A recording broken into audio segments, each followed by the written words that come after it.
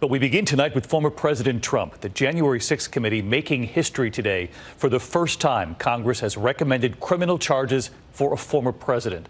The committee voting unanimously to recommend former President Trump be charged by the Justice Department for his actions leading up to and including January 6th. The committee's nearly 18-month investigation, 10 public hearings, depositions from more than 1,000 witnesses.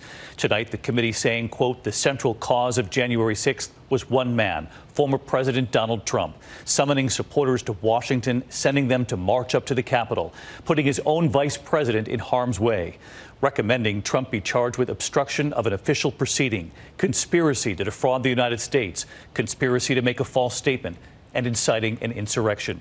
This, of course, is now up to the DOJ whether to charge Trump. And for the first time today, video testimony from Hope Hicks, one of the former president's longest and most loyal aides. What she said about Trump in the weeks leading up to January 6th. ABC's chief Washington correspondent Jonathan Karl leading us off tonight. In a dramatic coda to one of the most sweeping investigations of a president ever conducted by Congress, the January 6th committee recommended Donald Trump be prosecuted for multiple crimes related to the attack on the U.S. Capitol. Every president in our history has defended this orderly transfer of authority, except one. Will you be back? Today, for the first time, the American people hearing what Hope Hicks told the committee. She was one of Trump's longest-serving and most loyal aides. She testified she told Trump she didn't see any evidence of voter fraud. I was becoming increasingly concerned that we were damaging his legacy. What did the president say in response to what you just described? He said something along the lines of, nobody will care about my legacy if I lose. So that won't matter. The only thing that matters is winning. The committee laid out some of its most damning evidence. Trump's pressure campaign on state officials, including his infamous call to Georgia Secretary of State Brad Raffensperger. So what are we going to do here, folks? I only need 11,000 votes. Fellas, I need 11,000 votes. Give me a break. How he turned his supporters on his own vice president. Approximately 40 feet. That's all there was. 40 feet between the vice president and the mob.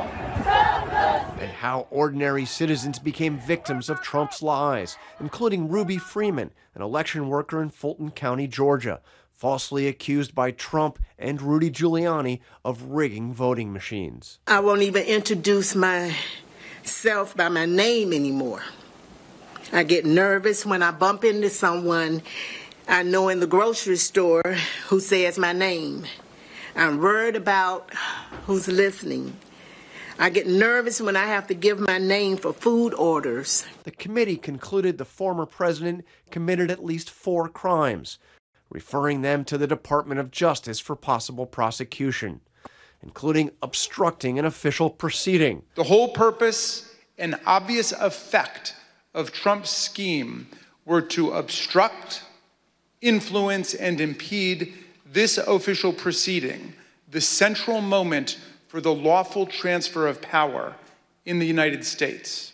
And conspiring to defraud the United States, conspiring to make a false statement, specifically his efforts to get individuals in several states to submit fake slates of electors. And finally, insurrection against the U.S. government.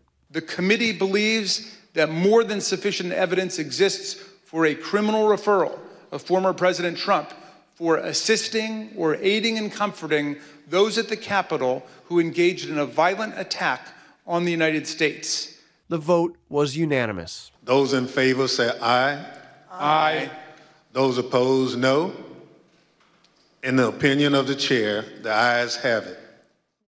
So let's bring in John Karl live at the Capitol tonight. And John, the Justice Department is not required, obviously, here to act on these criminal referrals. But of course, they will no doubt pour through all of this evidence and testimony. We know already there's a special counsel here and that they have their own investigation well underway. So where does this go from here? Well, Special Counsel Jack Smith took over just a month ago. He has already issued subpoenas in 7 states looking into the fake elector scheme. In other words, the Department of Justice hasn't been sitting around waiting for a referral from the January 6th committee. Their investigation into the president's actions related to January 6th is already well underway. David? A remarkable day, John Carl, live at the Capitol. John, thank you. Hi, everyone. George Stephanopoulos here. Thanks for checking out the ABC News YouTube channel. If you'd like to get more videos, show highlights, and watch live event coverage, click on the right over here to subscribe to our channel. And don't forget to download the ABC News app for breaking news alerts. Thanks for watching.